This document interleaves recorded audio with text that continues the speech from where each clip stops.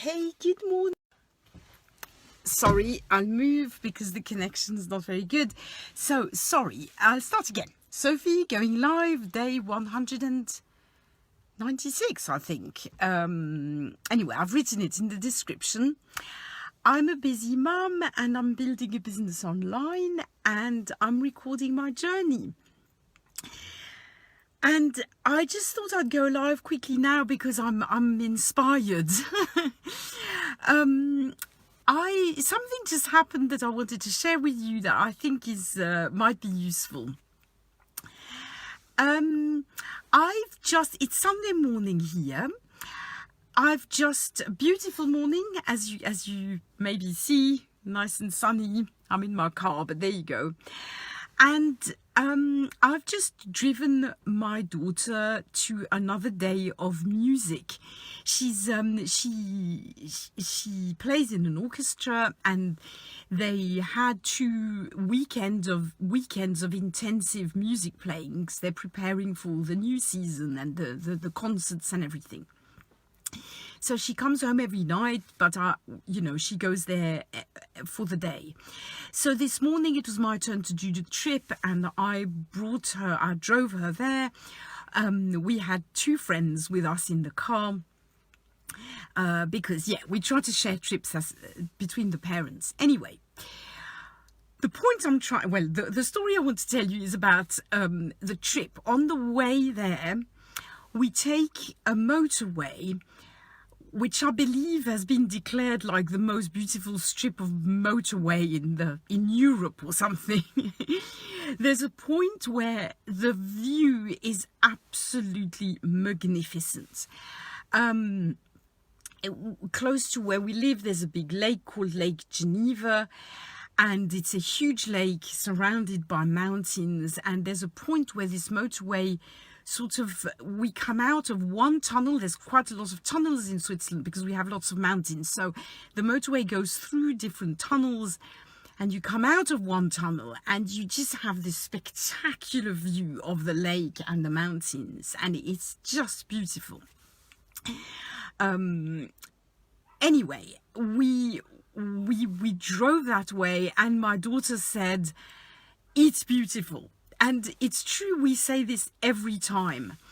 And the funny thing is, so one of the friends in the car said, "You say that every time, Clara."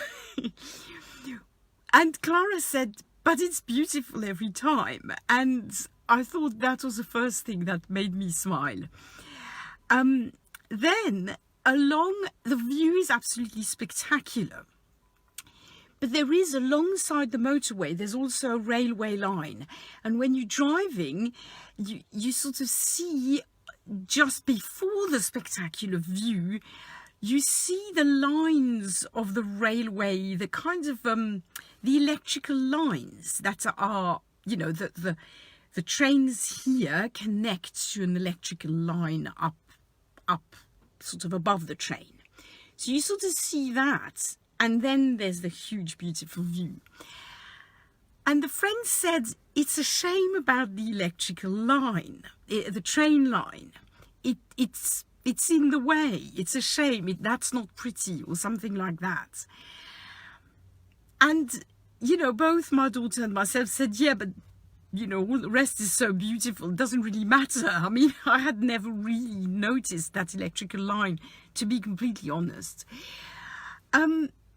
But to me, this was so interesting because I really thought this is such a metaphor, an analogy for life in general, that I'm very, very, very happy that my daughter and myself, in fact, are just able to see the view.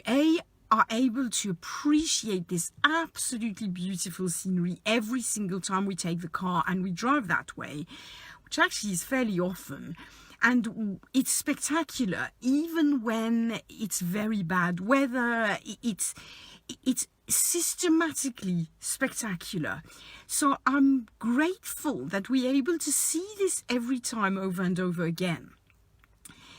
because really we're living in the moment all the time, and it gives us joy every time, and that's wonderful. I'm also very grateful that we're able to see the huge big picture, which is absolutely beautiful, and that we somehow just don't see the tiny little bit of railway line that's, well, for that friend, it seemed to spoil the whole thing. For me, I'd never really even noticed it. So I'm grateful that we're able to look at things that way. And I also think that there's a lesson there for everything. We can choose to focus on the little annoying things that are in the way, or we can choose to see the bigger picture and to rejoice in that, and to soak up this beauty, and or to soak up the positive of a situation, whatever it is, rather than let the little niggly things that are in the way spoil it for us. And I think that's I'm grateful that I'm able to do that. I also realize that I don't always do that. Definitely not. But it's something that I want to grow in myself, because I think life becomes much easier when you can focus on the great bigger picture and ignore the little noises that are annoying. So what was I saying? So I think we can, I'm grateful that I can do that. And I really encourage all of us to do that more, to grow that side of us. I was also thinking in business that this really applies. At the moment, I'm promoting a product which gives me a very low commission. For every sale I make $5. And yet, I am so excited every time I make a sale. And you know why? Because with a friend of mine and several people who are selling this product have made fantastic calculations, and they've come up with, they've basically mathematically calculated that even though the commission is low, if you can only get 5 people who are committed and who get consistent sales, this will build up so much that within a year we could very realistically be making between $4,000 and $5,000 a month of recurring income, right? And I realize that I am now at a point in my building business journey and in my life in general where I'm able to focus on that. That is my vision of the future with this product and with my business in general, rather than focusing on the fact that this commission is very low. Does that make sense? I feel with the Facebook Lives, at the end of the day, it was the same thing. I was able to focus much more on the bigger picture, on what this would bring me in the long run. When I done many, when I got to the point when I began to give value and be good on camera, or at least be good more times than I'm not good. You see what I mean?